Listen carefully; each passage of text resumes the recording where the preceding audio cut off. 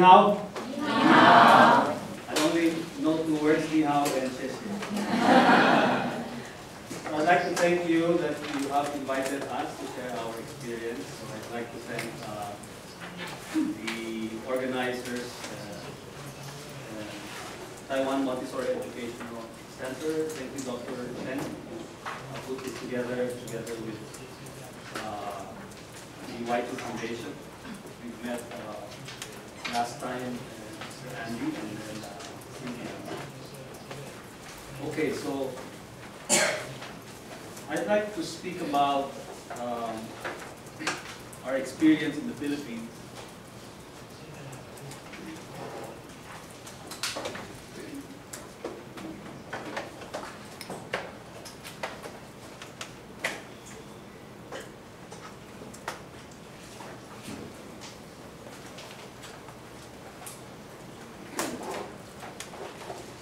And there are just 4 items that we would like to talk to you about.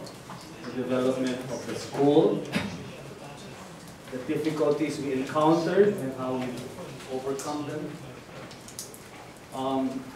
We were asked if Anne could present some of the Montessori materials that she actually did or designed herself. And then we will touch also on the adolescent program plan. Okay, development of the school. My background, we are not teachers. Unlike Mr. Carino, who said that he was really a teacher, my wife and I were not teachers. We are teachers now on our second act. But on our first act, my background is really engineering. I also went to business school, so I got into professional management.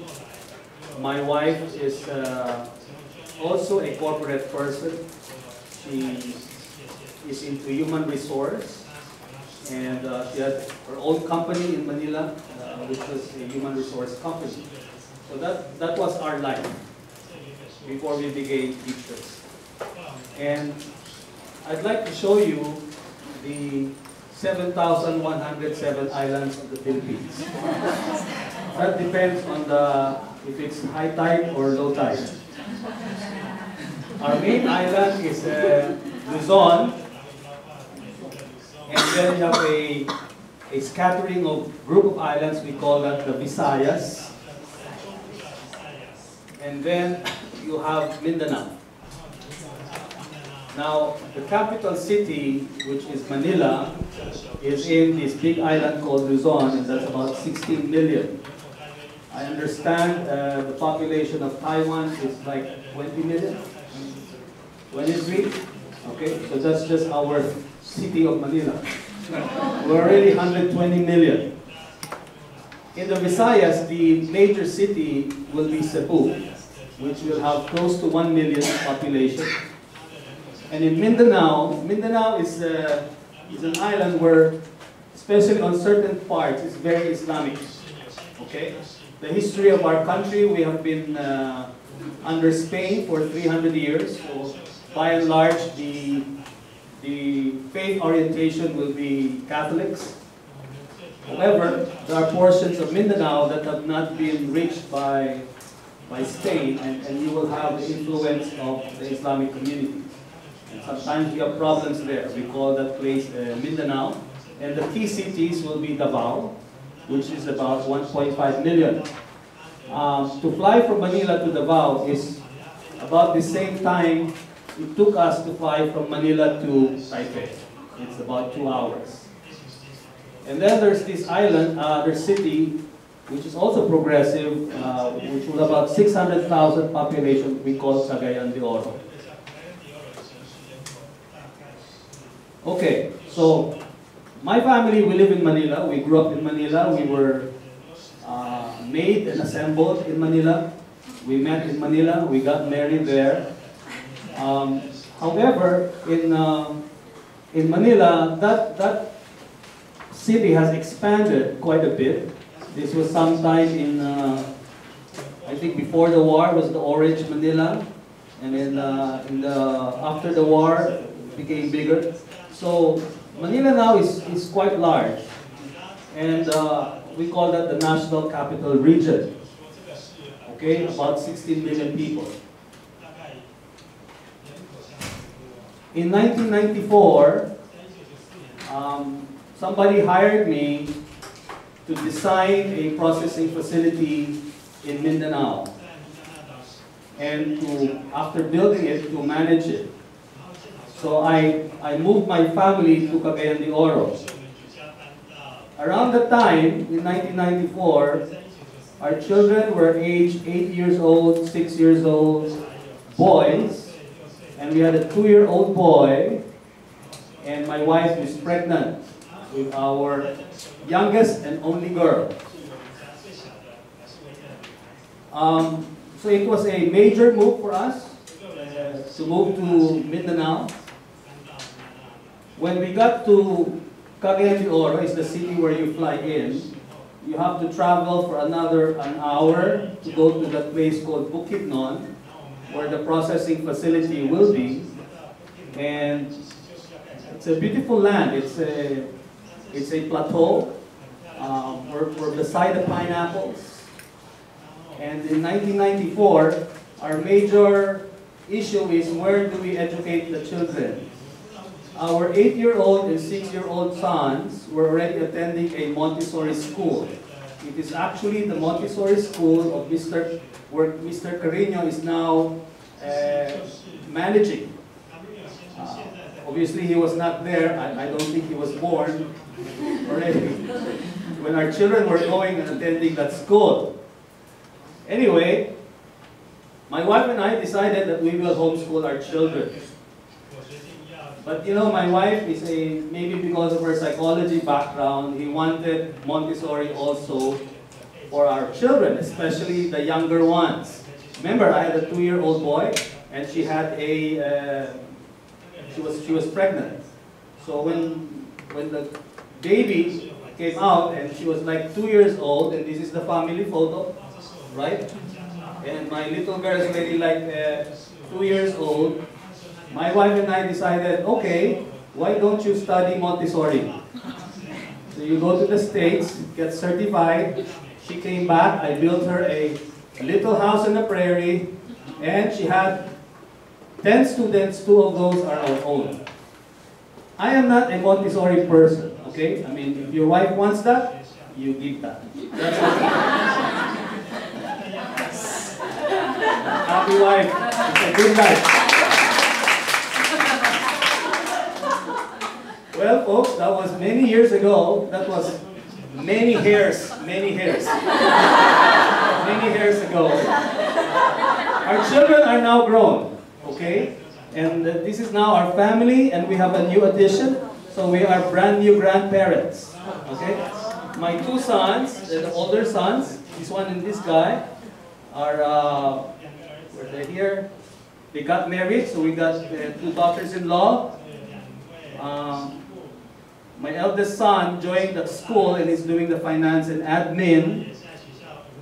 They have this little child who is actually with us for a week, because these 2 are running in the Berlin Marathon today. But so we are really wanting to go back because there's a child. It's a beautiful child at home. My son, Xavier, is trained in elementary and primary, and he just attended the orientation to the adolescent studies. And some of you are his classmates. Julia, who is the little girl, she trained with the AMI. She's primary trained. She's doing her infant community, and she runs a campus herself. And one of her students is Denise. Okay, so we've grown. Anyway,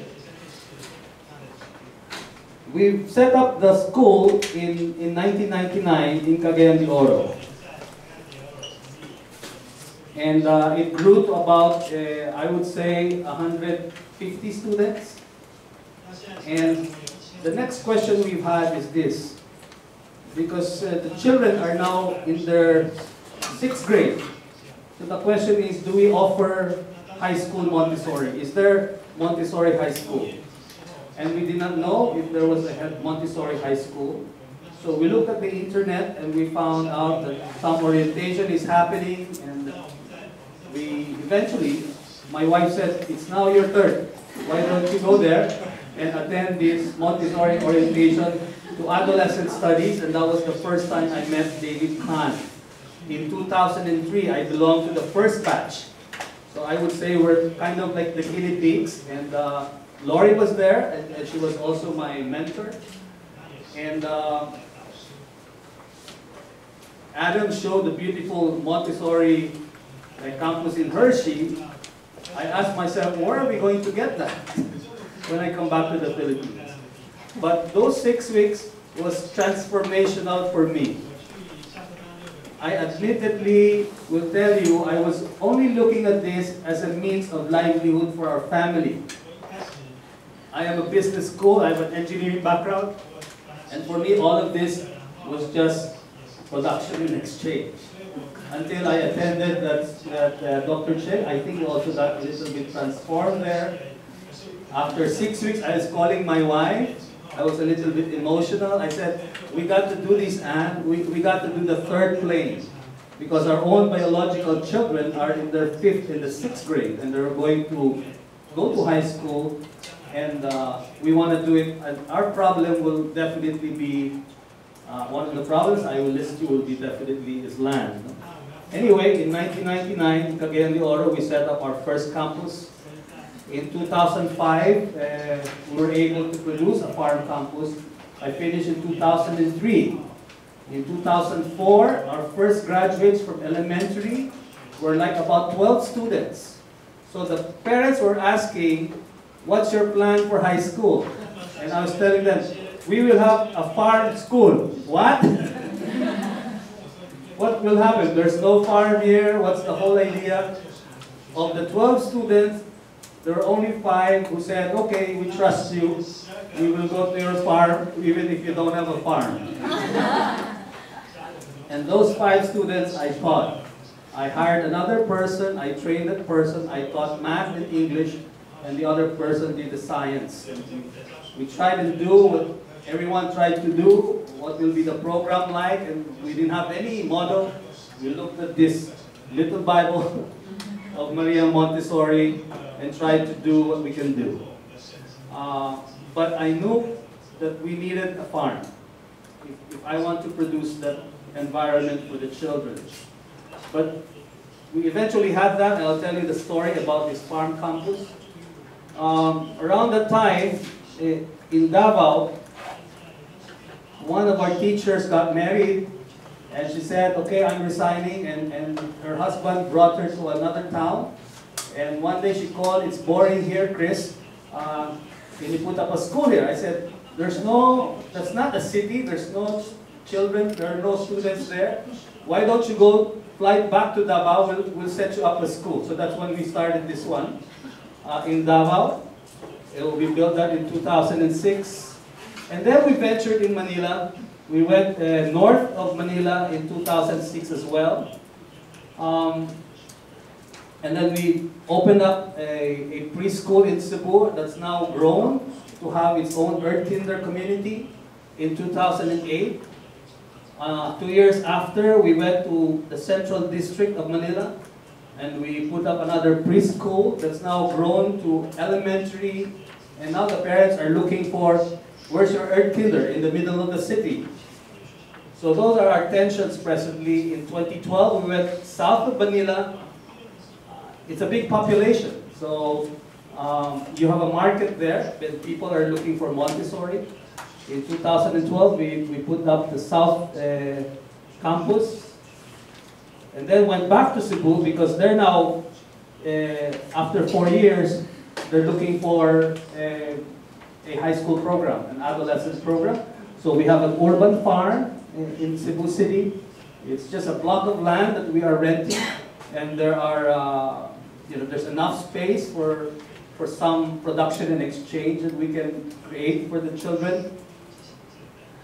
And then Manila was now asking, where is the farm? Okay, so we found another place up in Antipolo North, that's an urban farm.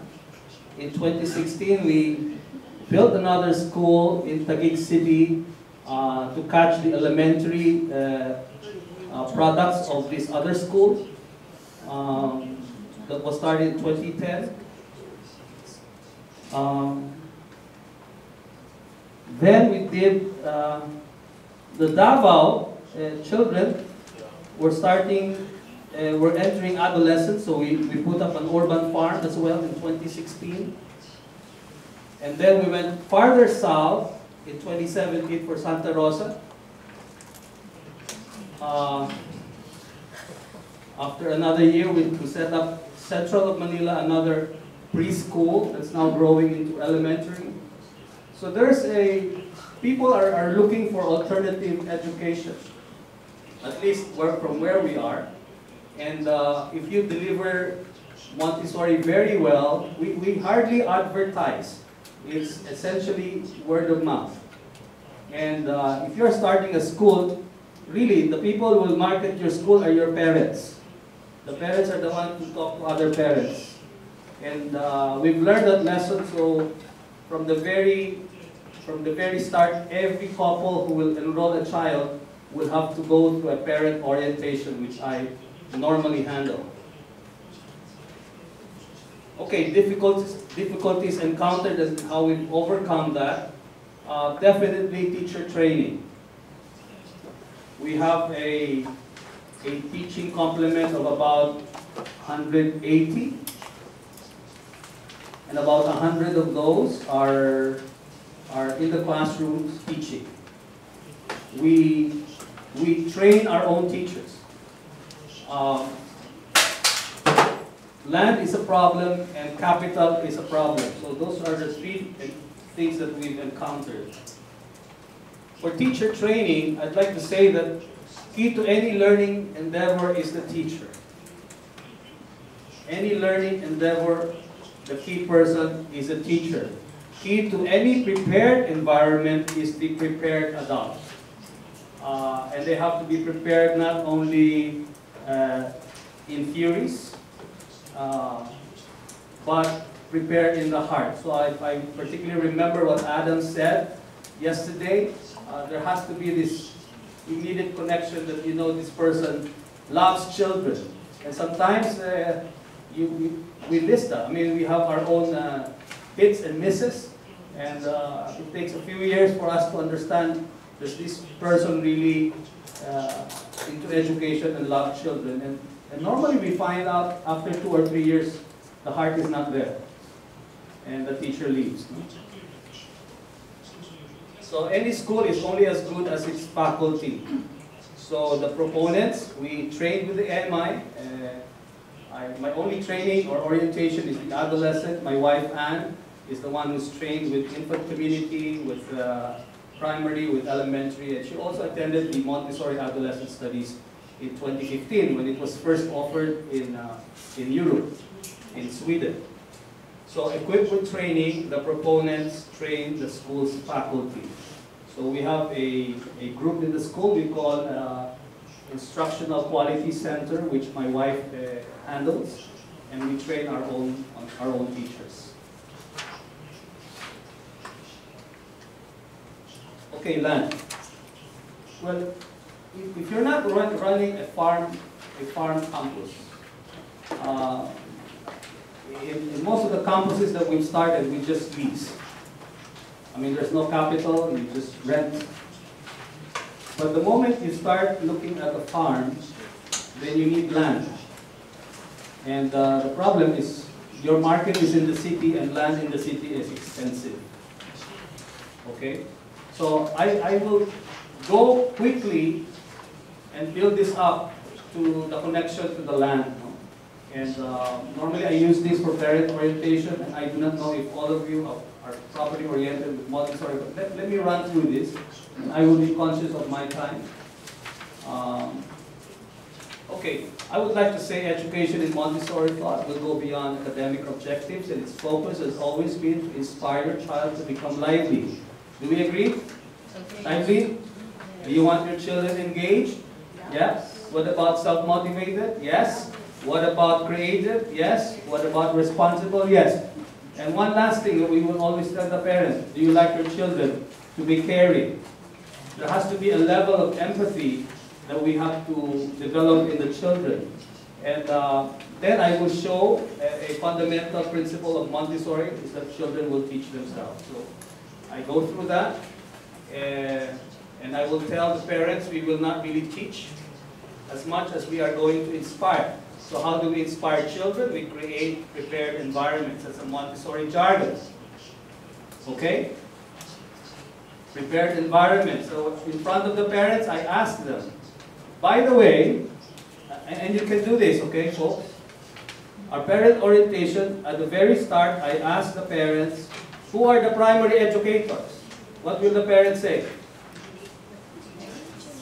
They will say, yeah, we are the primary educators. Okay? So, and then what are schools? If you are primary, what are schools? Secondary. I mean, I established that immediately. In other words, look, we are just your contractors. You are the primary educators. And of course, I will joke. So if there's a problem, where's the problem? Primary educators. And normally the problem is really the primary educators. Because if you do Montessori, you don't have any problem. You'll have a problem with the parent. And then I talk about the prepared environments, and then I will say, okay, we prepare our environments in the school. So what's the other environment? And they'll say, our home environment now is the home a prepared environment. So that's a question mark. So we engage the parents that way. And of course, I'm going to that, the prepared environment. I believe from the writings of Montessori is a farm campus. Okay, now you can have deviations from there depending on where your school is, but that's what she wrote.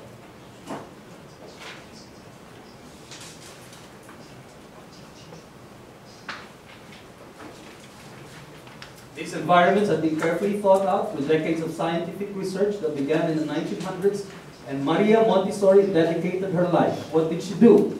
She documented the natural tendencies of the children and the sensitivities, and this is what has come to be known as the Montessori method of education. So I will spend quite a bit of time trying to orient them on the natural tendencies, and I will tell the parents, look, there are natural tendencies that only happen for a period of time, and those are your sensitivities. And I bring the parents to appreciate the planes of development. And I'm going through this so that we understand what's going to happen on the third plane. I tell the parents there are 3 areas we are going to work together. Okay? Remember, I'm your contractor. In fact, I asked the parents, do you have a dream house? Do you have a dream house? Parents said yes. So if you're not an architect, you're going to get a professional architect. Right? Now, do you have a dream child? Yes. So, you have to know your contractor. Correct? Because you're not talking of a house, you're talking of your own child.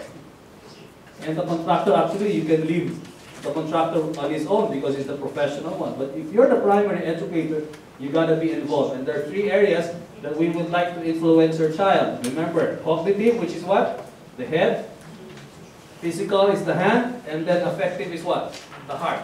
And then I go through the sensitivities of each plane. I say, okay, these are things that will happen only on the first plane. In 0 to 6, the mind is absorbent. It will effortlessly concentrate. Correct? It can concentrate intensely without effort. Okay, guys, are you now exerting effort to concentrate? Yes. No, because you're not 0 to 6 children anymore. But if you're a 0 to 6 child, that effort is without, that concentration is without effort. So these are your sensitivities. Physically, they're sensitive to language and order. Physically, they develop gross and fine motor skills. And we make an emphasis here because when children work with their hands, this brain develops faster. So they begin to understand how the Montessori materials engage your children. By the way, we tell the parents that the brain growth happens 85% of the time. It will happen, 85% of brain growth will happen between 0 and 6. Effectively, they're egocentric. By the time they become 5, 6, 7, what kind of questions will children ask you? Why? Everyone will say why. If you give the answer, what's the next question? Why? Why? See, I tell them, you know what? All the observations of Montessori, we all observe.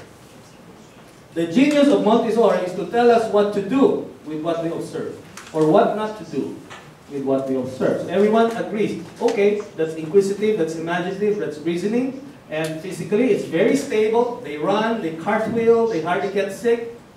This is very, very critical. But this one is hotspot. This one is very stable, and effectively they become what? Number one, moral. They will report every injustice that happens in the classroom. There's a moral awakening that happens in the children, and Montessori wrote all those observations, and they also become social. The ability to organize by themselves for a defined purpose. After we go through that, I tell them, okay, what kind of mind will your adolescent have? What do you think? What kind of minds will adolescents have? Well, Montessori writes, this is the time where they will engage in some very reflective moments, right? A time to reflect, so it's a very reflective and interpretive mind. We brought some children to visit Vietnam, the Ha Long Bay, and we're on this boat. It is a very serene lake. And the adolescents were all there on the upper deck, and they were noisy. I said, okay, why don't we quit talking for a while and just observe the quiet surroundings. And just be quiet and reflect. So I gave them 5 minutes. And it's beautiful nature that they were going through it. Very serene water. 5 minutes was up. I said, okay, 5 minutes up, we can resume. And then some adolescent said, can we have more? They need this. They need time to reflect. And if you ask me, they are reflecting what? See, if they're inquisitive, they've already discovered the reasons and purposes for the things around them. What the adolescent will ask is, what's my reason and my purpose in the world around me? Montessori believes this is the time that they will form a sense of dignity and a sense of justice. That's written in our book. Okay? And she proposes an environment for this.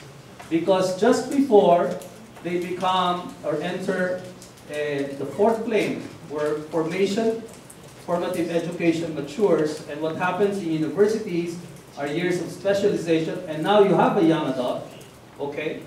What do we do? What do we do from birth all the way to 18?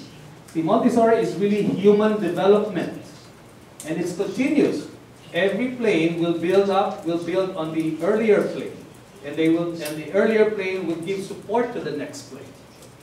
It's a continuous environment. So I engage the parent by asking them, okay, if this is your degree of parental control, that's 0 to 100, how do you think the graph will behave?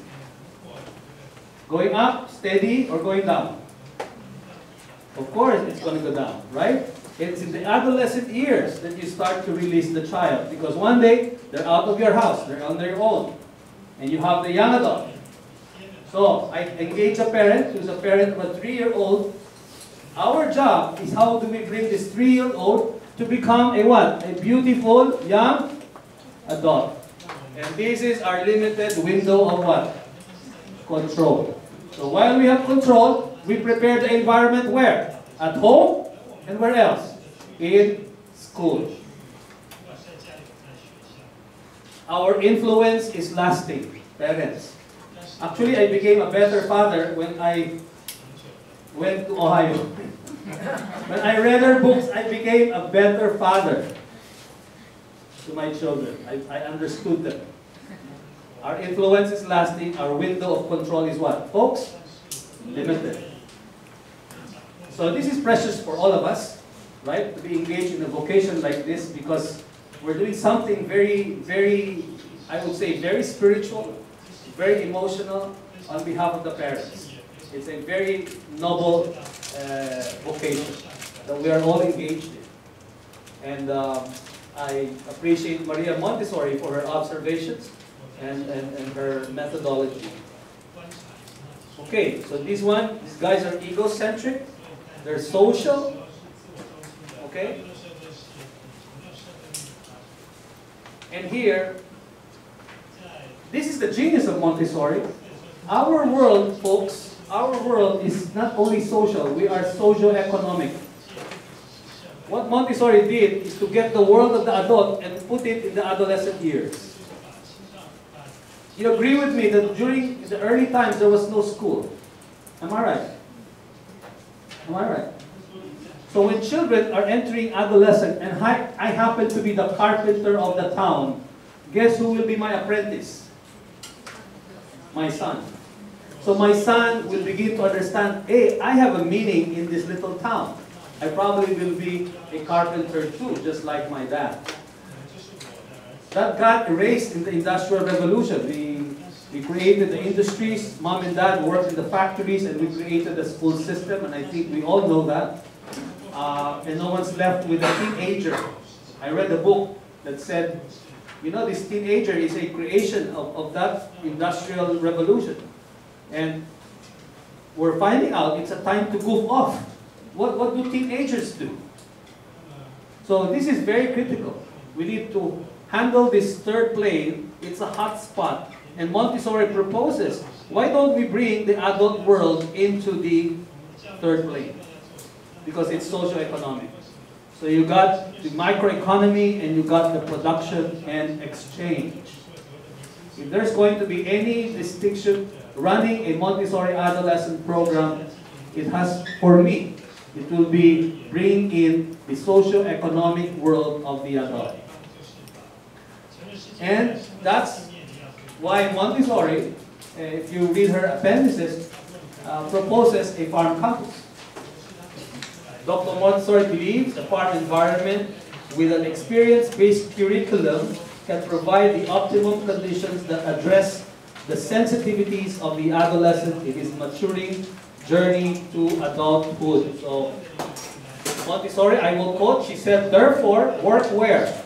Work on the land is an introduction both to nature and to civilization and gives limitless field for scientific and historic studies. So that's how she argues a farm environment for the children. Dr. Montessori sees a healthy space of clean air. Remember, she's a doctor, so she understands the human body, an organic source of good diet that address the needs of his rapidly maturing physical body. Hot spot, first plane. Stable, second plane. Another hot spot, physically, emotionally, is the third plane. So Montessori sees a natural space for work, for production and exchange. And what else? For study. So she sees a farm campus, and this is the envy. Where can I get this in the Philippines? That's a donation. Somebody donated that beautiful facility in Ohio. And I'll tell you how we come up with our own. By 2005, we were able to produce some land and a building. How did we ever get to that? I'm still scratching my head. Okay, much like an adult that he is to become, an adolescent will find dignity or self-worth. If I ask you, adults, I ask the parents, parents, do you have dignity? And they look at that. What do you think? No. Dignity is self-worth, right? Your value. And the adult will find value in the roles that you play, in the work that you do. If you don't have a role, if you don't have work, then you are what? Not needed. If you're not needed, you feel what? Worthless. So you have to give them roles, real roles. So in work, they'll find that in work, in the chosen vocation, where his contribution to a community is real. So if you're a kitchen crew and you did not cook on time, you're not going to do justice to what? A community. It's real. It's happening every day. If you're raising pigs and you're not doing your portion to feed the pigs, your little business or enterprise will what? Suffer. So you don't address the idea of justice. It's real, it's felt, and it's recognized. And Montessori believes work is where the adolescent's confidence. See, they're very confident when they're elementary. Right? They're very bubbly, they're very inquisitive, and somehow when they become 12, 13, they come in with folded hands, right? And they don't want to engage. And Montessori proposes work, right? Where his doubts and hesitations are addressed, And this person is very big in Montessori's words. It's right here below the screen. There's the word valorized. Okay? The word valorization. You'll find that in our appendices. In other words, it's given value. His being is being valued. Remember, the adolescent wants to count and be counted upon. And if you don't produce an environment, like the school I went to is very traditional, where do you think I count and can be counted upon? In my set of friends. Right? In our language, we call it the barkada. And boy, if you hang out with the wrong crowd, that's it. But you feel good because you can count and be counted upon. Montessori said, we produce an environment where they would also find a meaningful existence, but in a group of adolescents, because there's real meaningful work. Okay? I think that's the essence of our genius. And the essence of the farm school is a company curriculum revolves around work. So it can be farm upkeep, it could be entrepreneurial ventures, so on and so forth. Okay, let me summarize. Work for the adolescent will make his academics relevant and engaging. Definitely, there's chemistry in the soil. Right? There's physics in the making of the shed. There's interest rates when they do their business plan presentation. There's return on investment. There is a host of many scientific studies that you can find in the farm. Our challenge right now is to continue to find areas where we can put the academics, the relevance of the academics in whatever they do in the farm. It gives him a keen sense of adaptability. That's also written in her appendices. Why? Because the adolescent has been able to earn some of his keep, have been done this, have been done his odyssey. They become adaptable. It interests them to entrepreneurship. Ushers him to the socio-economic world of the adult. Why? Well, for example, when they do their business plan presentation, they're in front of their parents who either will become investors or creditors. When they buy supplies from the suppliers of the fields, they engage the adult. So in other words, it slowly introduces the adolescent and ushers them slowly to the world of the adult. It builds his self-worth, which is valorization, all right? And when they actually produce, this is the idea of production and exchange, right? When you produce, especially when you produce with your hands, you feel good about it. The children feel good about raising, for example, chickens. But it is also humbling to understand that they have to depend on other people, right? Because they cannot produce everything. So it lifts them up, but it also humbles them to understand that I have to be interdependently connected with other people. That's the message of this. This is the psychological message of the environment. So it not only builds his self-worth, but he sees, it allows him to see his value in serving a community.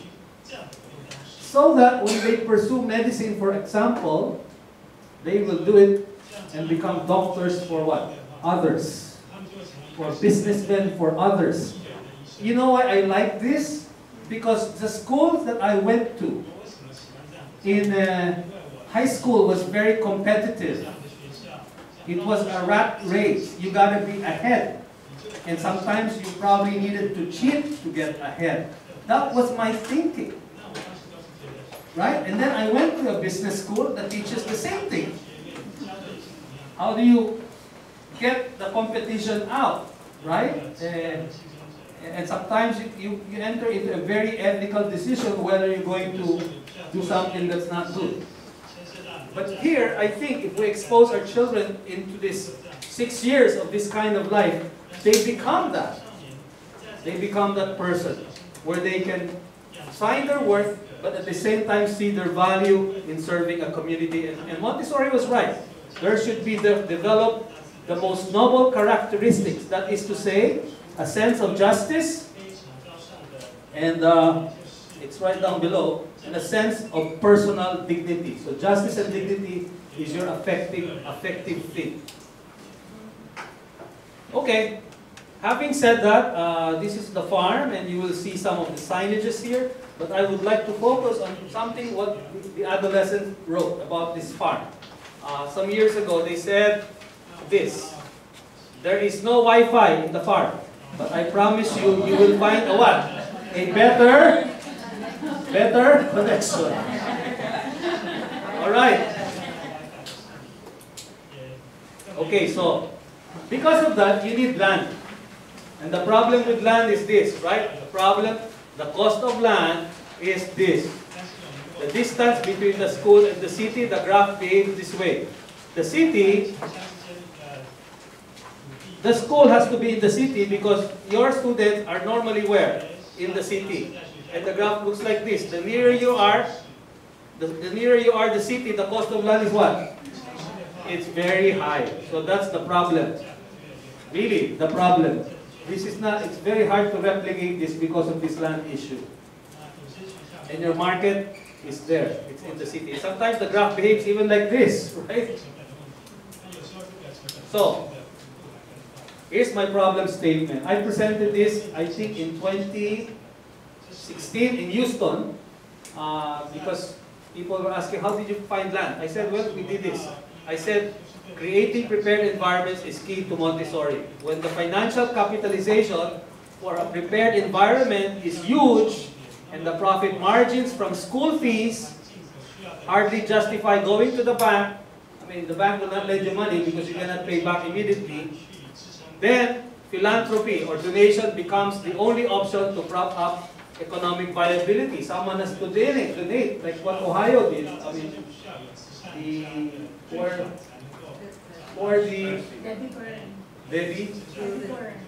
Debbie, right? That family donated. Beautiful. Maybe they can donate to all of us, right? So, in the absence of big hearts with deep pockets, you don't have people with big hearts and deep pockets. Where do you go? Okay, so this is what my experience has been. All right. So I found a solution in real estate. I'll tell you why and how. I got into a real estate because of this. And we have that as a model. This one was a real estate model. The first campus, I went into real estate. Cebu is in a very interim mode. Okay, we're just leasing land. We hope to find a farm. Antipolo, we're also leasing land. Davao, we're still leasing land.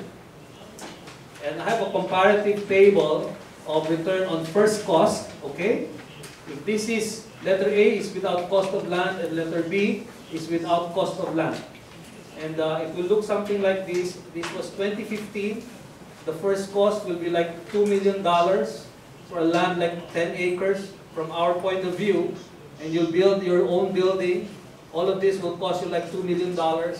And you'll have number of students, let's say 100, and our fees is only like 400. You only make $400 per student, so we will make like 40,000. If that's the money we'll make, and this is my first cost, it'll take me what? I'm long dead, folks. 54 years. My children will still be paying the bank. To begin with, no bank will lend you because this is what it looks like. This is very real. So what if there is no cost of land? I mean, that's zero. That's easily just 9 years. It's viable. So where do you do that? Well, this is Cagayan de Oro. Okay. This is downtown. We call that downtown. And and this is our first campus in 1999. Okay.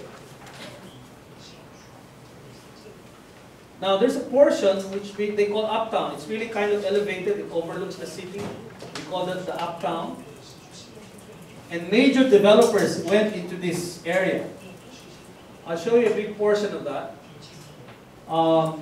There's this big developer in uptown, and they got, in acres, they have 889 acres. Now if you're a real estate developer, you are going to donate to a church. right? Because you want to see the community. And to whom will you also donate to? To a school, right? So these big guys donated to a school, 15 acres. They donated to a school with lots of money. The school already didn't have to get a donation. They're an old school, they're a Jesuit school. I mean, they've been there since 1900s, so they were very well financed. But they wanted to see this community. So the school to the school area compared to the total site is 2%. Right across the road is another major developer who developed 543 acres, donated to the school 1.3 acres, or about 0.2% of their land, and that's the school site. I said, so I wrote these guys, I said, would you like to donate to a Montessori school? What? They won't touch us because you're a small school. And people in the market, they're looking for what? Most people are looking for a good, traditional school. So if you're unknown, that's your problem. So that was my problem. I went to Manila, I wrote the real estate developers. I only go up to the president, right? I only get to speak to the president, but they never bring up the idea to their board, right? I mean, so I won't get any, right? So I said, okay, maybe I'll go into real estate myself and donate to the school. So that's what happened. So I found an area here that's landlocked. It's 32 acres, and we donated to the school 10 acres. In fact, our ratio is 31%. Only because I'm a school first before I am a real estate developer. So this is a beautiful land that we found, and this is the real estate. You know, I got some of my friends to invest, because if you invest, you'll get one piece of land that overlooks. It's a beautiful view. You give me your money, so they give me their money. So I was able to buy the whole thing, but I said, these 4 hectares, or 10 acres, you are not participating here. This is completely our area. So that's how that's the real estate, and we're able to slice a portion of land for the school. Okay, so now that's now 0, and you now have land. And you can do your farm school. So we're able to produce that. We have a full-size soccer field. Just some photos of the children doing their farm work, going to their morning chores, attending to their vegetable plots. No, we're not running residential. Some people have suggested that. I know it's tough, and we probably will not go into that. I mean, it's 24/7, and on weekends they're still there. So unless you don't like to have life on your own, it's really tough. So just some photos. They raise chickens.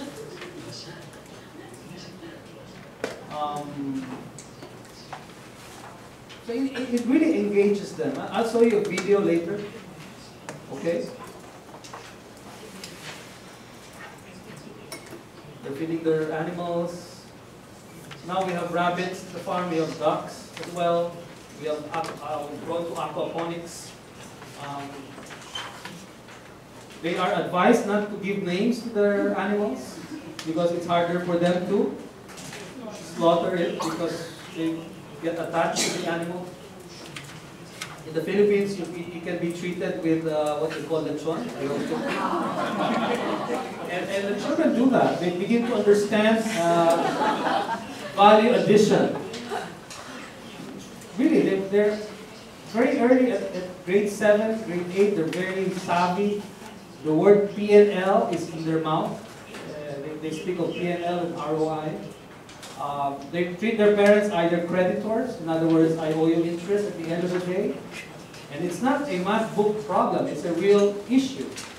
Or some parents are investors, in other words, we divide our profit. So they begin to understand that. In a very reflective mind, I have read journals that has touched my heart. They wake up very early morning, slaughter their pigs with some of our farm hands, and be able to sell something. And this little girl, this girl in the adolescent stage, I've never realized how much my parents are working so hard to put me through school.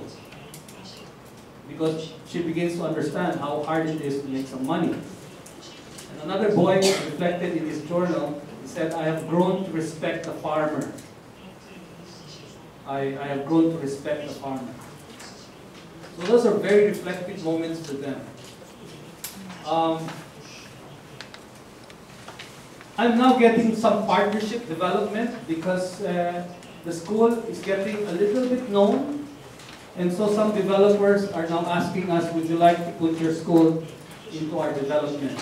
But it takes a number of years to get maybe be understood and be recognized and establish some kind of credibility.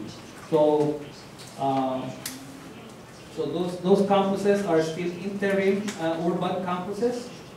And in Davao, this year we're actually building the next farm campus in Davao. That's a big city, and I'm just showing you some of the architectural perspective. And this is going to happen in, maybe in the next month or so. In Manila, remember, look at Manila. If you see some green parts, that's still outskirts. The land is still cheap there. Okay, but if this one that's really white, that's a lot of houses. It's very, very expensive land already. So our first campus is farm campus in Manila is in Antipolo. We're still leasing that land, but it's in an area where there's more greens. In other words, land is not as expensive. But you cannot get land anymore in the city. Here, we're able to do something because it's still green, and we're able to locate a possible farm campus for our South Market. Okay, so teacher training, land, capital. We started with our personal savings. I mean, you can get investors, which we did not. We did not get donations and grants. We did not go to the bank. I only went to the bank for the real estate, so the school does not owe money. Or you get a combination of above. Okay. At this point, I think one of the some from the organization, they said if Anne can share a little bit of how she did this when she trained in the first time she trained, she had to develop the materials because it was very expensive for us to buy them. Okay, so I'll hand you over to Anne to do the next portion. How much time do we have? 1 more hour, right?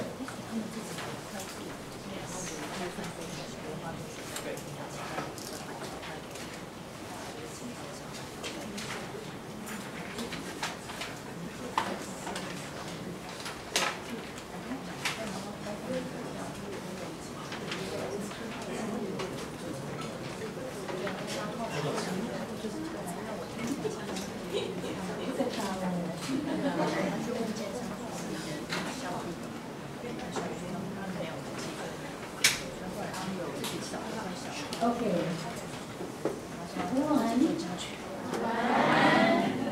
So I'm here to provide the information. So, but before that, I'd like you to know that Taiwan, particularly Taipei, is a special place for me. Way back 2009, I was here for 2 weeks to do, my practice teaching for the HI training that I was doing in Denver. I did my practice teaching with Ivy. Ivy's here. Okay, she didn't really just open her school to me. She also opened her house to me so that I can live with her. So she has a very wonderful infant community that I think, you can tap. It's a showcase I took my training in Denver with Judy Orion. And, you know, when I went to her school, it's like, you know, my album being opened, you know, in front of me. It's really that good. So I'm privileged to have been given that opportunity to come to Taiwan and experience your culture and your hospitality. Thank you. So, the intermission, the August Orchard school-made Montessori materials.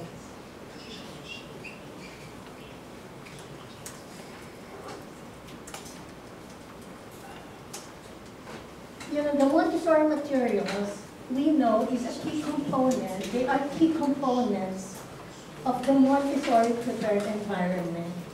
Dr. Montessori has this to say. The child has a different relationship to his environment from ours. It's different. The way we absorb environment, it's different. They absorb it. The things he sees are not just remembered. It forms part of his soul. It makes him.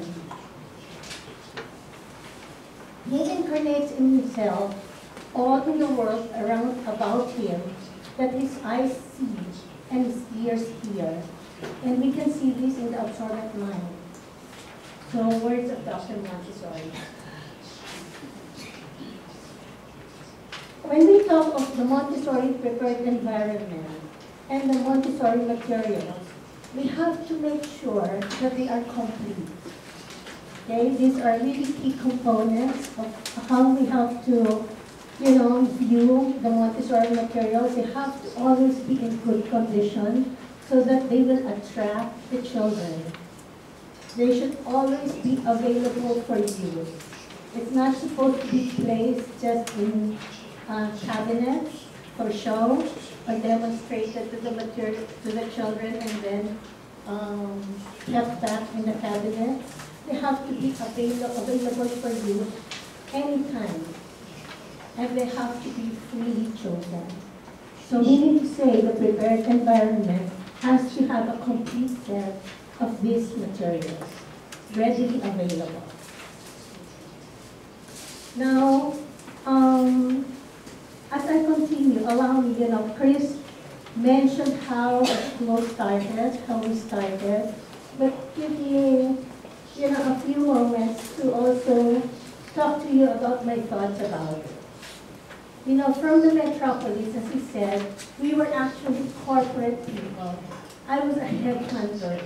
I was, you know, on top of my own company, recruiting for clients for multinational and local companies. So, you know, when he moved us, this was what I had. Okay, 3 children, and I was pregnant with the 4th. And then he moved us to the mountains of Bukidnon. It's beautiful. You know, it's beautiful, green, cool, mountain plateaus, no pollution. But there was also no good school. And my children had that when we were in Manila. So, as he said earlier, okay, what the wife wanted, he had to deliver. Otherwise, it's going to be hell for him. So, what we did, you know, we agreed that I do my primary training in 1997 in Phoenix, Arizona. My children, my 2 younger children were aged 2 and 4 at the time, and they were ready to just go to preschool. And there was none in our neighborhood. So I went to Arizona, that's Nimol Vance, and this was my class. After the first summer of my training, Chris constructed a small bungalow of a school with about 10 children. 2 of them are ours. So that's the inside of the small bungalow, my children. And that's about, you know, the environment that I have. very few children. No capital, not much money. You know, we started really just a family. We didn't start as a school. So, you know, to set up a Montessori school can be kind of expensive. We were faced with that. So what did we do? Even teacher training. We cannot send teachers abroad. You know, my own training was already a challenge, no? To have funded it. More so, you know, to send other teachers abroad. So what I did was to do my own teacher training. Okay, so I had my albums with me. Okay, I really, you know, when I was in Arizona, instead of really just being a teacher or a student who was taking lessons from the trainer, I also became an engineer, an architect, an artist, because I had to get the dimensions and the specifications of the materials. Because I knew that when I come back to the Philippines, I will not have, you know, most of these materials. I have to produce them. So when I went back to the Philippines, I hired a craftsman. Okay, with me directing the craftsman in terms of specifications and dimensions, we were able to craft the materials for the classroom. So that was 1997. In 1999, we moved to, you know, the city of Cagayan de Oro, and this was the school that Chris constructed. That's the inside of the classroom. We had more children. On our first year in this environment, we had 50. From 10, it grew to 50. So most of the materials and the furniture that you see there are actually Montessori made. Even the maps, you see the maps there? Okay. We actually made that.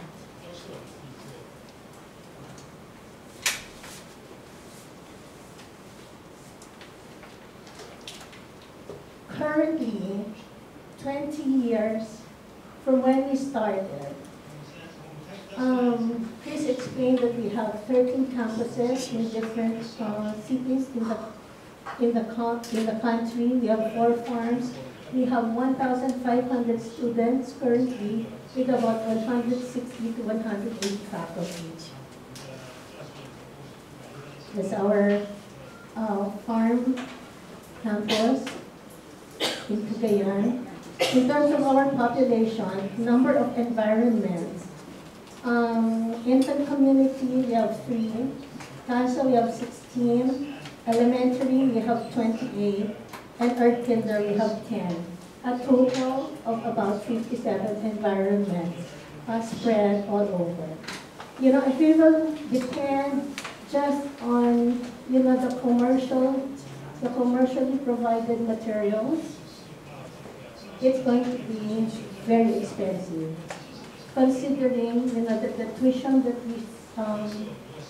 we charge in the Philippines, you know, it's peanuts compared to, you know, the tuition that the Western world charges, or the Montessori schools in the Western world charges. Okay? To give you an example, you know, a classmate of mine, this was a few years ago, we asked each other, how much tuition do you charge, you know, for preschool? Well, she said, we charge about $800 a month. How about you in the Philippines? How much do you charge? I said, $60. What? How can you do that? So, because, you know, we wanted Montessori to be available to many Filipinos who will not be able to pay $800 a month. You know, we became very creative as well. Okay, we produced materials for the classrooms. You know, in 2016, David Kahn and wife Barbara, visited us in the Philippines. David, as you know, is behind NAMTA. He's also behind the Hershey Montessori School, as well as the Montessori High School at University Circle in Cleveland, Ohio. He's also actually the author or the proponent, the person behind what we are actually doing now. Okay, which is the AMI, Montessori Orientation to Adolescent Studies. In 2016, David Kahn came to the Philippines to audit what we do at Abbas Orchard School. He visited not just the farms, not just Earth Kinder, okay, but he also visited the CASA and the elementary environments. So, David is a very meticulous person. He's very detailed. When you invite him to audit you, he will definitely do that. Okay? As you see, he takes pictures. Okay? And he asks children, he asks the teachers also.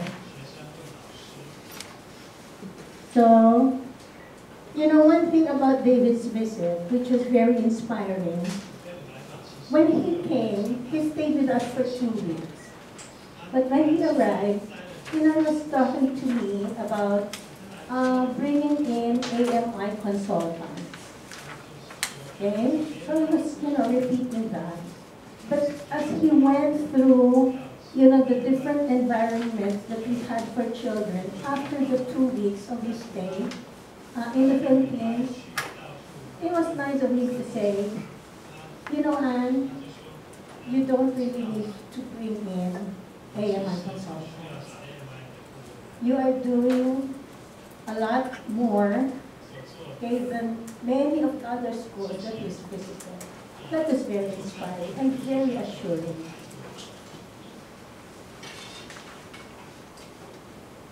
So, does Montessori really work? Is that a question that you have? Are there parents in the audience? Can I see a show of hands of parents in the audience? Okay. I know in Taiwan you don't have the Earth Kinder program yet. Okay? But you know that Montessori, is good. Many people say that. Okay? We read about it. It's good. Okay? So that is also where you are. That's also where I was as a mother. I know it's good. There are many anecdotal accounts, okay, about, how good Montessori is. But I'm a mother. I wanted to make sure for my own children. So what I did, was to do my own research. Okay? I didn't just want to rely on anecdotal, statements that it is good. I want proof. I want scientific, empirical proof. So, I am privileged to have been given the opportunity to do my doctoral dissertation on Montessori.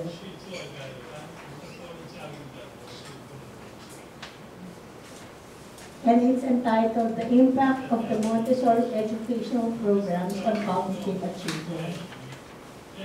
It's actually a 300-page doctoral dissertation that spanned records, or included records, 70 years of academic records of children, of 105 graduates of the Abbas Orchard. It's scientific, empirical. There were 6 doctors of education who scrutinized the study, and currently it is now with the Commission of Higher Education in the Philippines. That study, I think, had significant contributions in the Montessori movement. In fact, in 2019, in April 2019, I was actually asked to speak about that study, no, before the research day of AMI-AGM. And the paper that I delivered based on that was entitled The Cognitive Impact of Successive Montessori Programs. So what did I want to find out? If it really truly works. What if the child really just went to Montessori for CASA? How will it affect him in elementary? If he went to CASA in elementary, will it affect his performance, academic performance in high school? Okay, and another thing that I wanted to measure was, if he went through the full Montessori program from preschool to elementary to high school, okay, my question to myself was, will he be able to hurdle the stringent qualifying examinations in university? I think, most of us have that, question. How will he fare after Montessori? Do you agree with me? Is that a question? Even for teachers, I think that's a question. We know that they are delivering well. We know it's a good program, but we don't have proof. Okay, we don't have scientific proof.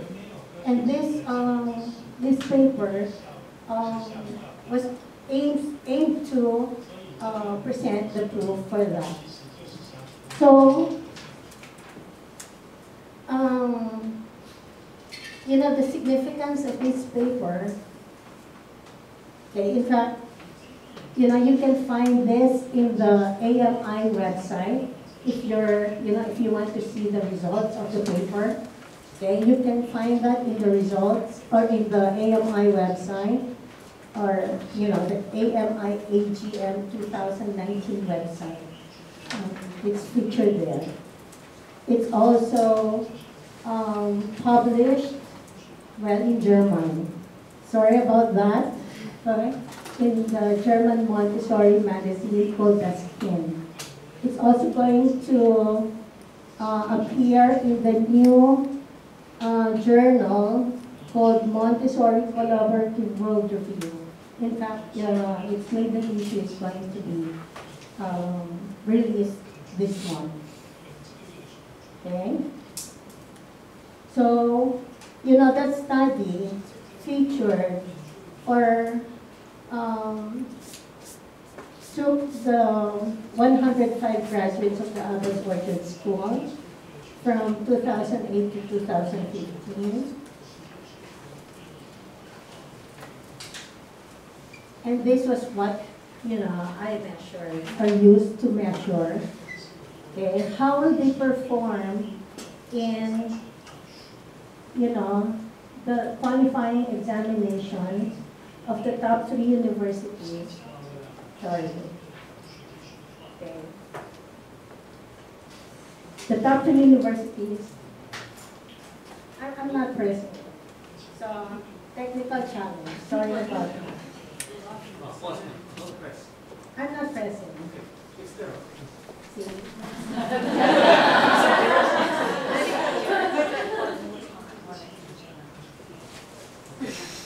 Okay. So the top 3 Philippine universities, just imagine it's there. Okay, in the Philippines, the top tier universities are the University of the Philippines, a state university founded in 1908. We will try. Okay, the Ateneo de Manila.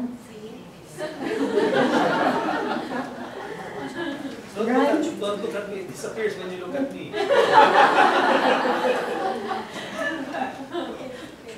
Pero, look at this. Well, the top 3 universities are University of the Philippines, that's a state university, Ateneo de Manila, and it's a Jesuit school, okay, and another one is De La Salle University, that's run also by the Christian Brothers, okay. So it's an old school.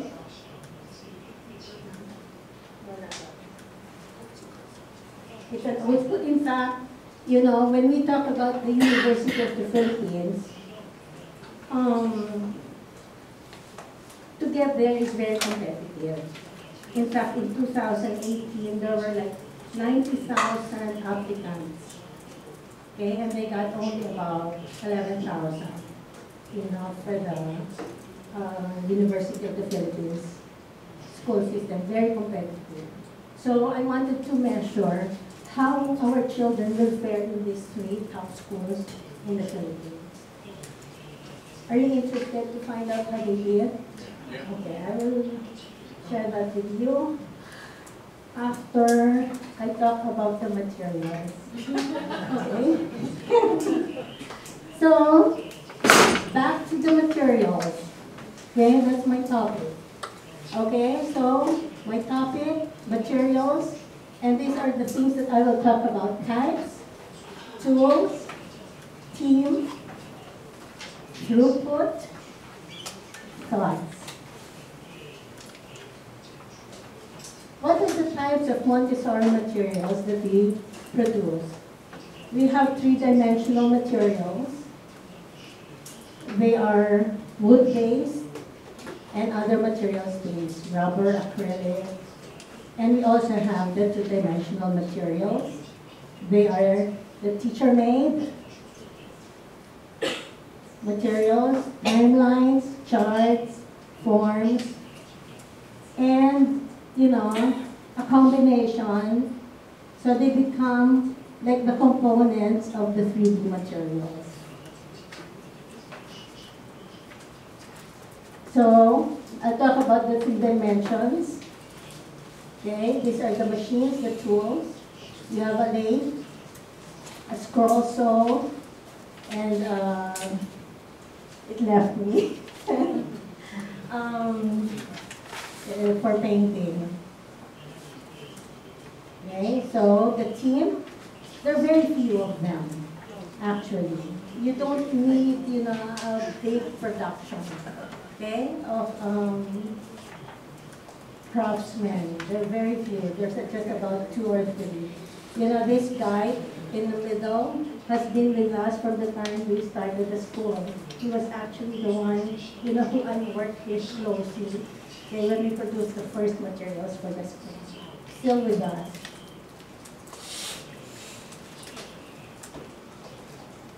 Okay, some of the materials that we produce. Okay.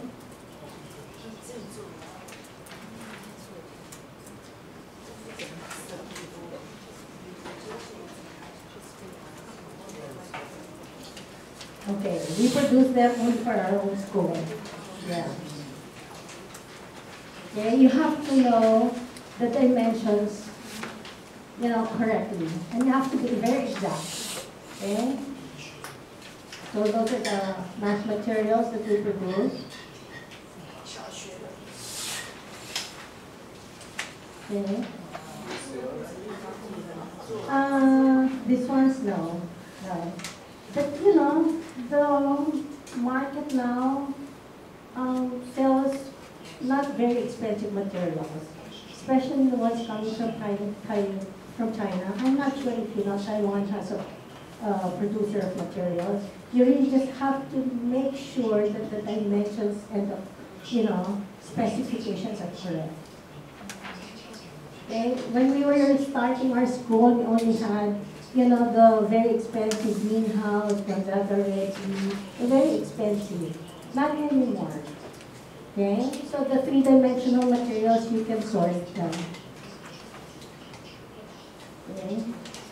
So some of them are acrylic based because they're sturdier than wood. Okay? Our puzzle maps are made of acrylic. All of those. Okay, this one is made of rubber. Okay, any elementary trained teacher, these are elementary, so you basically know this. Okay, there is just rubber glued together and cut. The two-dimensional materials that the teacher made, I would really suggest that this is something that you look into closely. Okay, especially schools with multiple environments. Okay, it makes it easier for the teachers to devote their time to teaching the children, to spending time with the children instead of, working on the materials. The tools that we have here would be a computer, a large format printer, and a laminator. Basically very simple.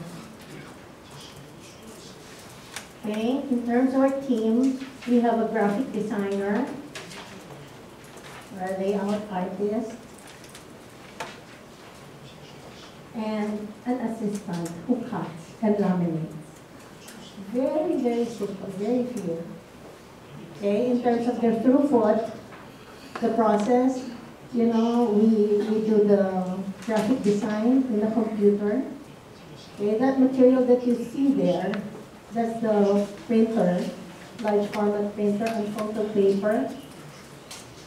Okay. That's actually this one. This is the Kingdom Vegetarians. Very difficult to make. Yes. Yeah, do you agree with me? Yes. Many classrooms, elementary classrooms do not have it. Because it's very tedious.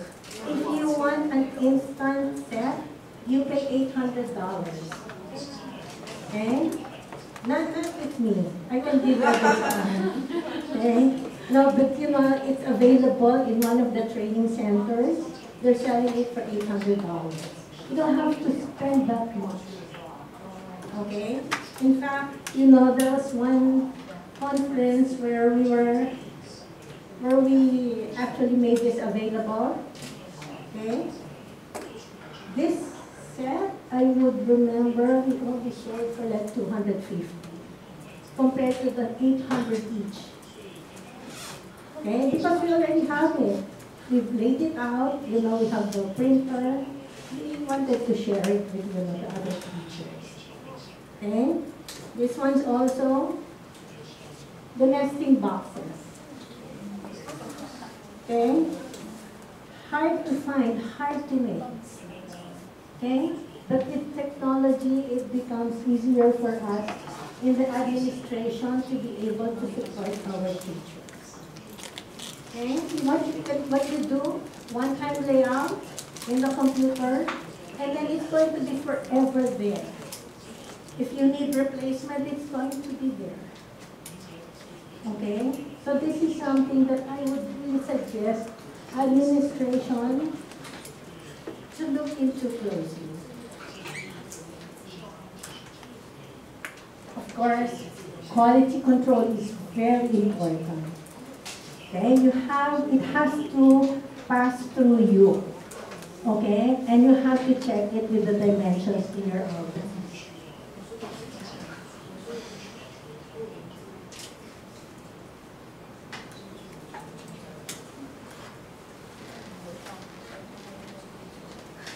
Even timelines.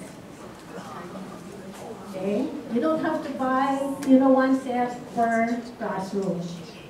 Okay? You just have to be able to also produce them. It's, kind of tedious to do, digital layout of that. The charts, okay? They're actually in cardboard, no? In the training. Yeah, but we printed them in a sturdier, using sturdier material, the tarpaulin or canvas material. So, and we are able to handle them. Of course, our forms, we produce them. And then the 3D components. What does this mean? You have here the language chart. Okay?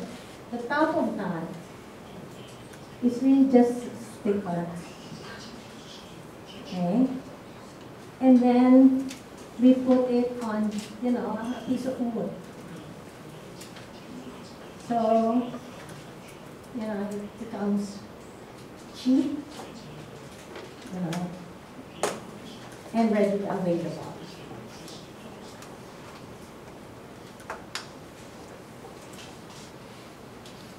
Okay, the charts, the addition chart, subtraction chart. Okay.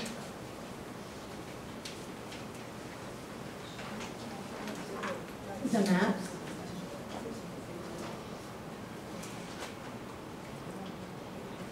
Okay, even your checkerboards. Okay, you just have to print this. Okay, you just have to print this and stick it on, you know, something hard. And even, you know, use it. What are my thoughts about materials making? You know, we've been doing this for 20 years. The three-dimensional materials, they're actually good. You know, a setup is good for multiple environment schools. It can be costly to maintain a team.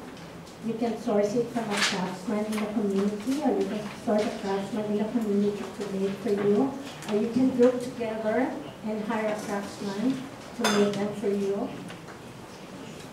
Okay, but you have to remember that currently there are many good quality commercial providers. You just have to observe the exact dimensions and colors. How about the two dimensions, the two-dimensional materials? Okay, teacher-made, definitely.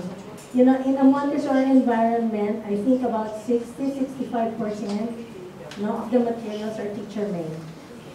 So if you are able to support the teachers there, okay, as I said, you know, the ones who will benefit are not just the teachers, but, you know, the children, because they can spend more time with the children. Okay, timelines, charts, forms, and the three-dimensional, you know, if you will see there at the bottom, it's with a question mark. Three-dimensional components, why?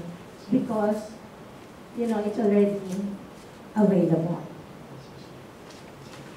Okay, so those are my thoughts. Now let me share with you one last slide. And I think this is going to be interesting to you because it will show you, or it will answer the knowing question that we have in our minds about how our children will fare after Montessori. Will they pass the stringent qualifying examinations of the top universities in the country? In our case, the Philippines. So let me show you.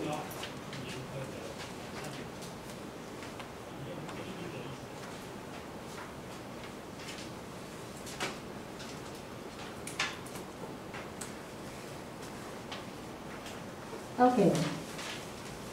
Group C, you know, I grouped the 105 students into 3 groups. Group A had about 38 students, 37 students. Group B had 48 students. Okay, and these are children who went through CASA and elementary.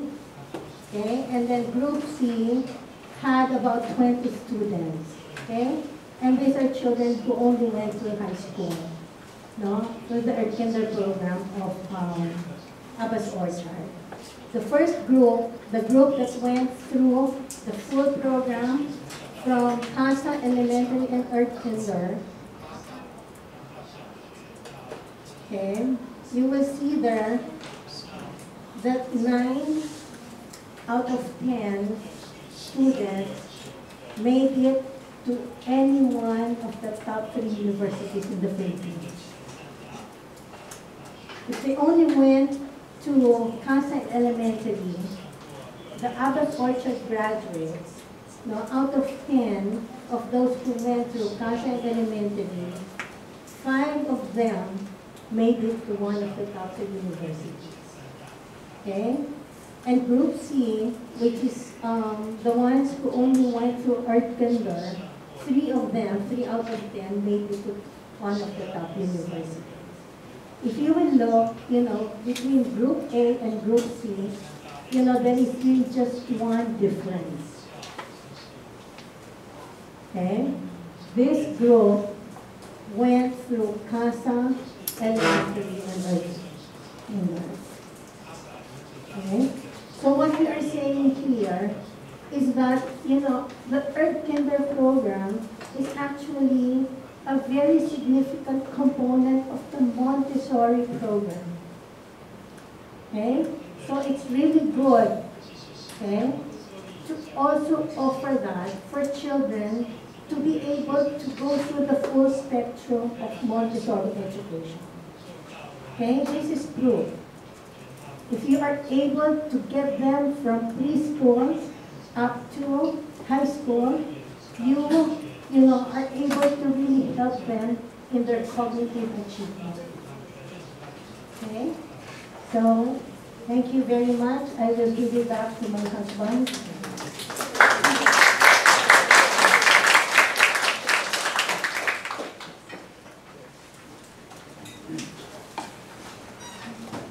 I think we only have 20 minutes. So, my own personal theory. Remember, brain growth happens, 85% of brain growth happens between 0 and 6. I think that tells the difference here. We take the little children for granted, but that's where this one develops. And when they become inquisitive, it's critical thinking. And when they become Earth Kinder, I think they have critical thinking already when they get into Earth Kinder. They won't lose that. I think what we're more or less addressing in Earth Kinder is their heart. It's their role. I'm going fast to adolescent program planning. Remember, when they were smaller, their joy and discovery is the world around them. When they're in elementary, their joy is really looking for the reasons for the world around them. And when they're in Earth Kinder, it's really their worth in the world around them. So Montessori says that puberty comes to the end of this period. Nature marks the end. It is an extraordinary change, a point of life which might be called a rebirth. So Montessori calls the adolescent the social newborn. In Montessori's words, is no longer satisfied to be the pet of the household. He feels he is observed. He does not wish to be held in less worth than others. He wants to take the first steps in social life. He's anxious. As to the figure he will cut. So quickly, if you've gone through the adolescent studies, you understand this. And preparation for adult life is actually where you get all your academics. This is your geology, cosmology. It's really the study of nature. This is chemistry and physics, supranature. And the study of history and humanity, if you ask me, it's really introducing them to their purpose, the cosmic task. Psychic development, which is really psyche means mind, soul, and spirit. Psychic has a different meaning today than it was in the 1900s. And Montessori says, okay, that's where you put math. I struggle to understand why you put math under psychic development and language. I believe, this is my personal view, you need math to do supranature. If you want to do physics and chemistry, you need math. And if you have language, then you will have communication, and then you will have collaboration. And if you have supranature, in other words, you're building things from nature, and you can communicate with one another, then that will spell progress. Okay? The problem with progress is people will have possession and they will have power. Am I making sense? And you need number one. Our children will be successful. And at a point in their life, they will have possession and they will have power. The question is, how will they use that possession and power? And in the last pages of Maria Montessori's words, he will give us the story of the Christ. and how the Christ was able to resist the temptation of what? Power and possession. And I think this is very critical. Remember, the vision of the teacher, according to Montessori, must be at once precise like that of a scientist and spiritual like that of a saint. This is Montessori's words. He says the preparation for science and the preparation for sanctity should form a new soul, for the attitude of the teacher should be at once positive, scientific, and spiritual. Positive and specific because she has an exact task to perform. What is that? It is necessary that she should put herself into immediate relation with the truth by means of what? Teachers. Rigorous observation.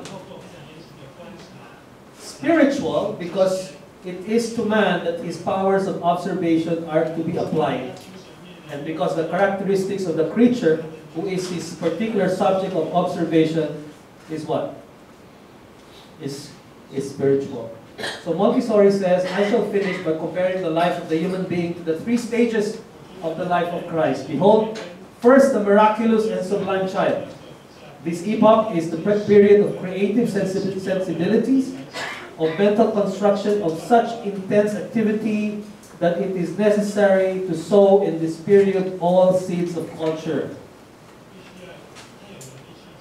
Then comes the epoch of adolescence, an epoch of inner revelations and social sensibilities. Christ is a boy, forgetful of his family, heard to discuss with the doctors, but later he devotes himself to manual work and exercises a craft. He shows that the adolescent should be what? Able to manifest his hidden treasures and at the same time work and be initiated into a craft. And then at last comes the man who prepares himself for mission in this world. And what does he do for this preparation? He confronts the evil one, overpowers him, and this is the preparation. Each human being possesses the strength of becoming aware of and of facing the dangers, the temptations of the world, so as to become inured to them in order to overcome them. And the temptations to be overcome are literally those illustrated in the gospel, the temptation of what? Possession. And they will have that one day. And the temptation of what? Power. And we need to understand how they're going to handle that. There is something in humankind that stands above them and is able to understand what is required to create a very powerful and very rich and a purified world. And there is only one way, that each individual knows how to overcome the temptations of power and possession. And I truly believe when they get into a progressive life and they acquire things and power, if they go through an earth killer kind of life where you will have your moral development or moral education, they need to understand that there is a God and there's a need to serve others. And serving others is community work. They live that. They live that in a production and exchange environment.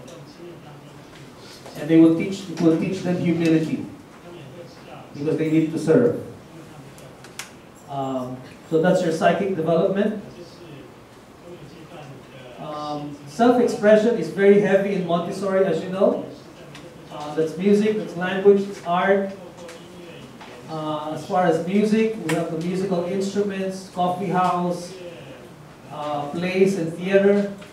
As far as language is concerned, literature, creative writing, poetry, dramatis persona, journaling, Socratic seminar, debate, extemporation speaking, and art will be can be from painting to photography to pottery to sculpture to woodwork. So these are all student choices that we give them.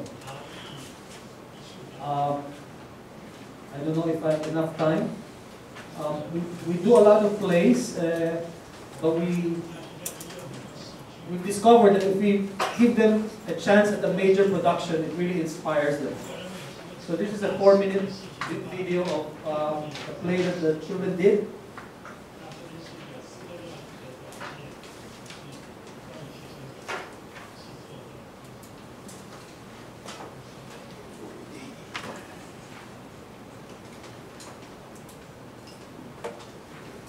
Maybe just to get entertained.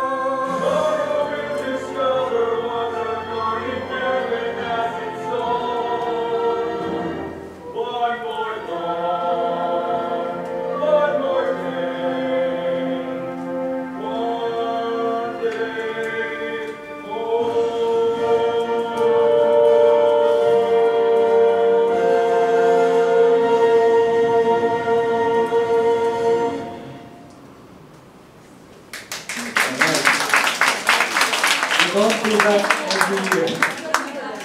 It's nature, so we only do that.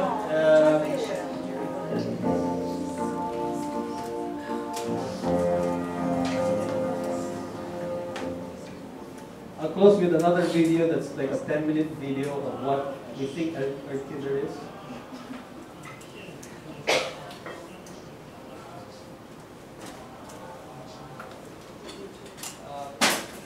Last year we did Fiddler in 4 locations, and we told ourselves we're not going to do it again. Because we celebrated our 20th, and since we're running 4 major cities every Earth Kinder wanted a play. So, and people, they love it. They're all engaged, very engaged when they go to major plays.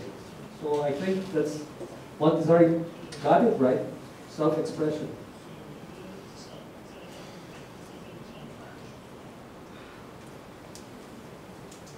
This one is a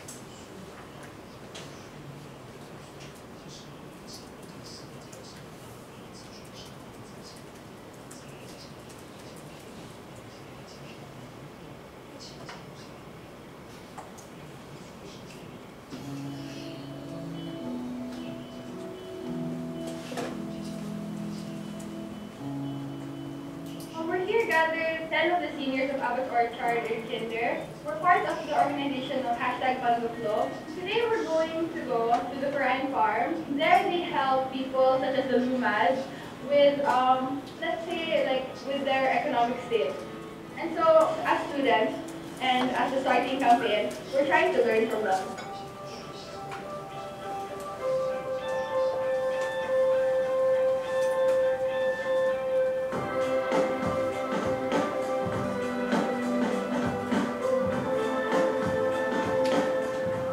Year 1900, the Philippines was 70% forested, but because of our greed, people started logging up our forests. So in the year 1970, we only had 30% of our trees remaining. And right now we are less than 1%. So it's actually really sad.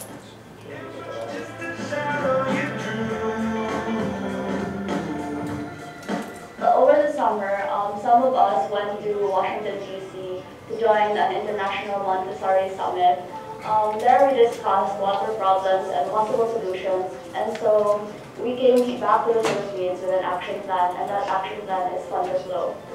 In Fund the Flow, our goal is to raise a certain amount of money from different projects so that we can gain enough money to donate to different organizations in helping people gain access to good quality water. We really grew up learning to love our work and really working with our own hands and really exploring in our own ways. And I feel like we just really love what we do, and I feel like that's what makes us get even more inspired every day.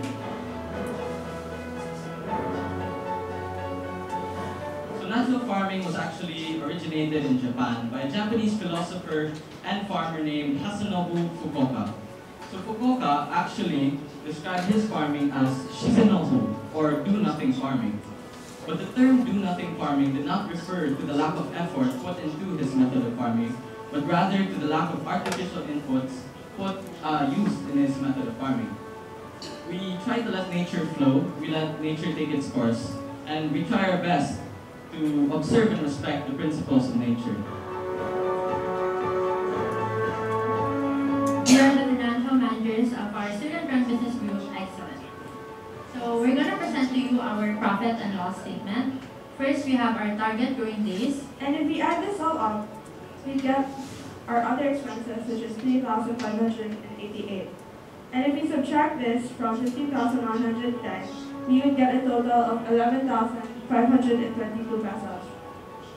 So, since we're 10 in our group, we will each get a profit of 1,152.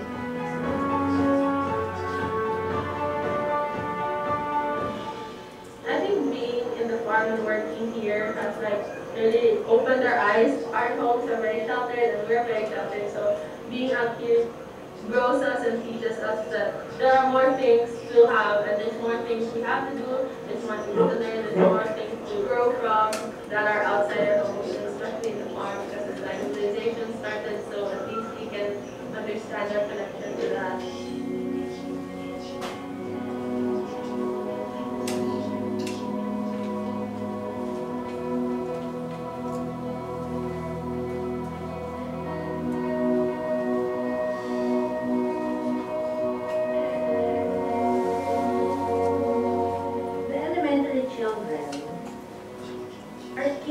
universe of the sciences, of nature, and even of human history.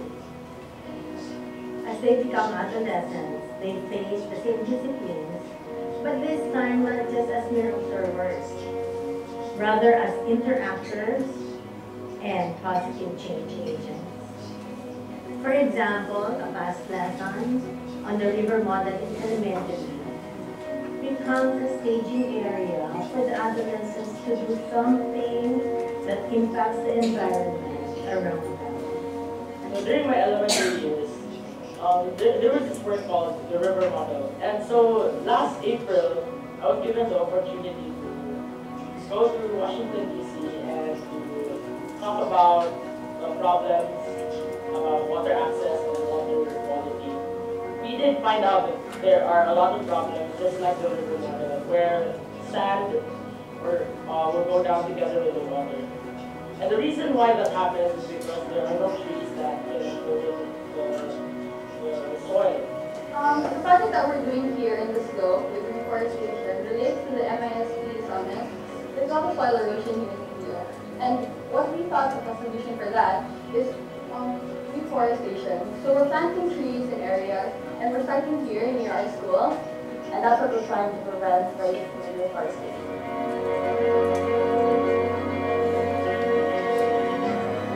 Some toxics tend to be exposed to heat because my house is slowed. And yeah, this really keep everything dry and warm. It's where they stay the best. Concoction is FAA, which stands for fish amino acids. This one is alpha, CALPHOS. It stands for calcium phosphorus. We crush the eggshells, then you burn it, and then you mix it with vinegar and let it ferment. This helps the chickens. It helps the chickens in their calcium, and it also helps the plants use phosphorus. Because of the little things, we really have to, you really have to put it in mind, and you really have to be mindful of everything. We know that like the responsibility is on us, and we use the word mindful because I think it just comes to us. Yeah, I really love taking care of plants.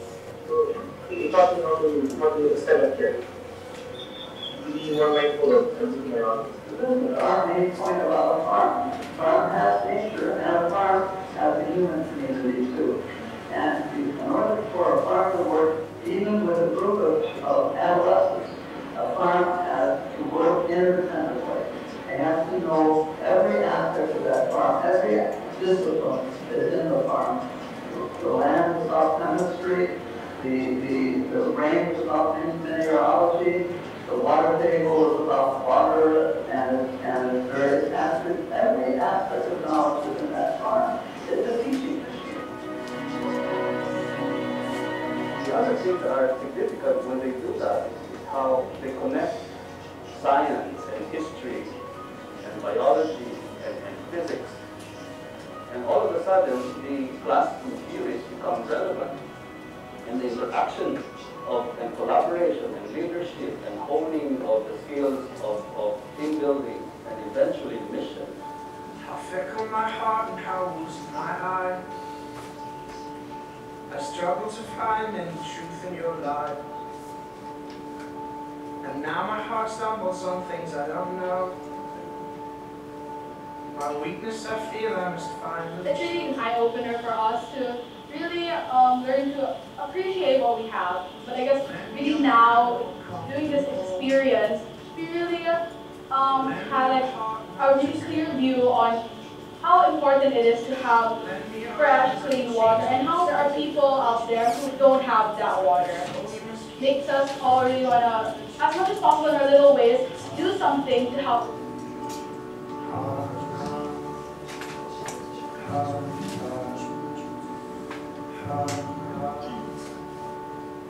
By leading our underclassmen, we have to show ourselves as examples so they can also learn from us and we'll also learn from our mistakes.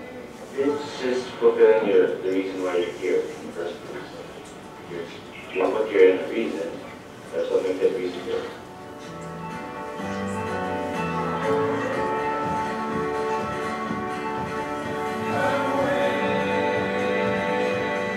We founded this foundation called Trinidad, which again, the indigenous people Mother Tree of the rainforest, the sustainable cycle of all life. When we met the Isis, the first thing that we had to do is gain their trust. We had to also give them a source of livelihood. So coffee is Arabica coffee, grown in the highlands. To do it, offer them to the qualities of a very high standard. And we only sell processed and roast hazelnut coffee, and that is given straight back to the farmer. And that's what we call transformational business partnerships. The best that we can do is pass it on to the children that actually own it. All the ecology that works together for our good, this is all given to us for our good. So we have to give back that way, and education is really very key to the survival of human security.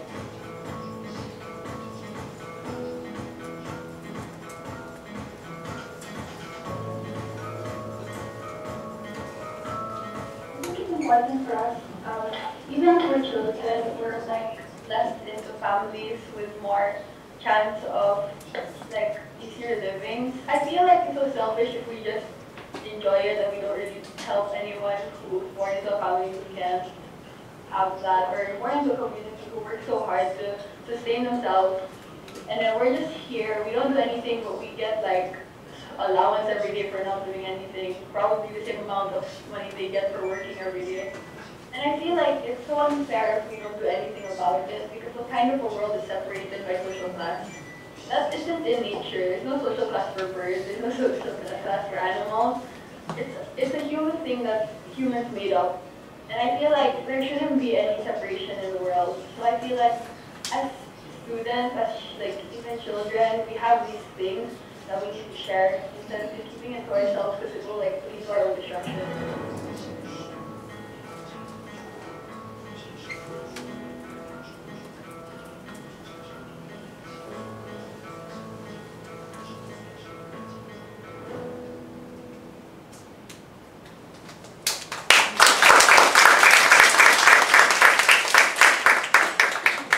Thank you for your attention, and that ends our presentation. Questions?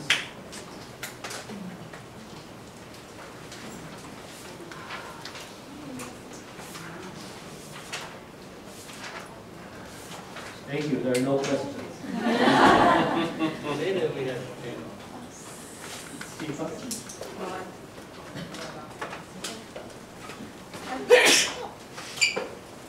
You've created an amazing network of schools,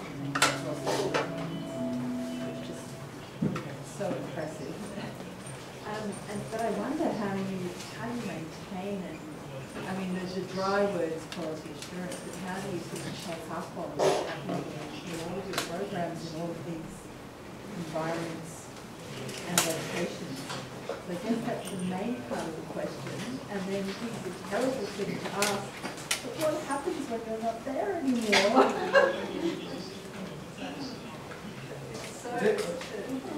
Okay, I'll answer the first question. How do we manage this? We just had a good team. We have a very good team. The heads of schools were the very first teachers and trained. All right, they're now heading the schools. We did not get people from outside. We trained teachers to become administrators. But when we did that, we understand that they already have the heart for children. And so the day-to-day of the schools are handled by the heads of schools. And we know the heads of schools because they've been with us maybe from anywhere from 15 to 20 years. So we know their hearts. The next question of PIPA is, what happens when you're gone? So much energy. Remember the 4 children? My first son is a finance and marketing person, so I told him I turned 60 last year. I told the children, I'm giving it 5 years to mentor you. All right, and some of them are actually students of the present heads of schools. Like Julia used to sit on the lap of the first teacher, Miss Tony, but they're now colleagues. So the projection is this: I told them, you guys will be reporting to these heads of schools who will retire, and we projected this, they will retire in maybe 15 years, and then it will be your time. After that, it's your problem. It's not our problem anymore.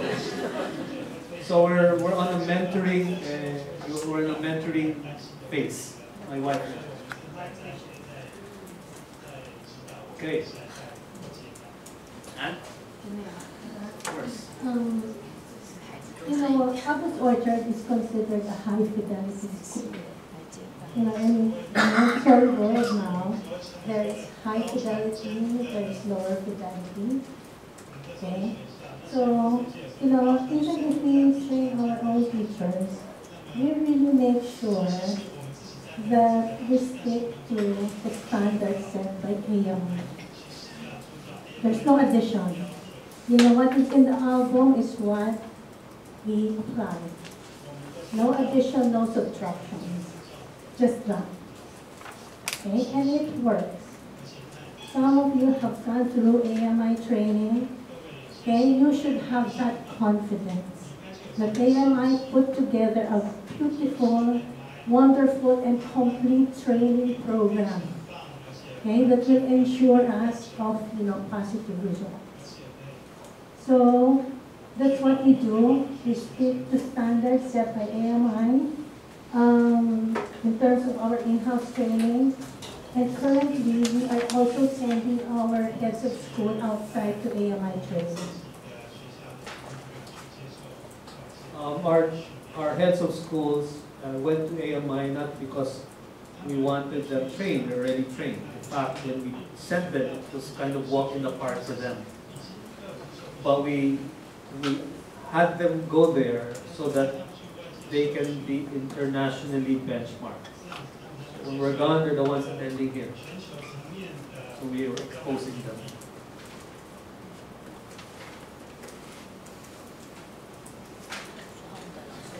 Adam. To me, so what so much want to ask a question is to say that what has occurred to me now is that the sign of the normalised classroom is that the teacher can walk out and the children will teach themselves, and I think it's such a credit to what you've done that question of what happens when you're away, the school runs itself, is a credit to your leadership and a credit to the fact that your school, you've developed people that now it runs without you there. That's why we can be here. There's many learnings. When we were visited by one person quite recently, and time's up. Okay. Okay, time's up. But let me talk one more about this incident. No, I found a guy, a student, early Monday morning in the farm, and he was troubleshooting. It was Monday morning, and he found out that their chickens got out over the weekend. So he had to account for that. And I said, what happened? I'm fixing the fence, sir, because we found it broken. Somebody or something intruded. I said, are your chickens all accounted for? Oh, yeah, there two chickens got out and they went to the other chicken coop. So how do you know they're your chickens? Sir, we know our chickens. And then I was giving him the credit. Who's your leader? He said, oh, my leader is attending the class. So I'm here because he has a class. And I appreciate your leadership because you're addressing this. You're going to make a good leader. No, sir, we just have a good team. In other words, I was giving him the credit, but he was giving it to his team. In fact, there's one classmate of ours who's not part of our business who just helped out. I think we are producing individuals who understand community. It's very different from the high school that I went to. The high school that I went to is very competitive. This one is very cooperative. And we hope that they will not have only this cognitive impact, but they will have beautiful hearts. Beautiful hearts. Thank you.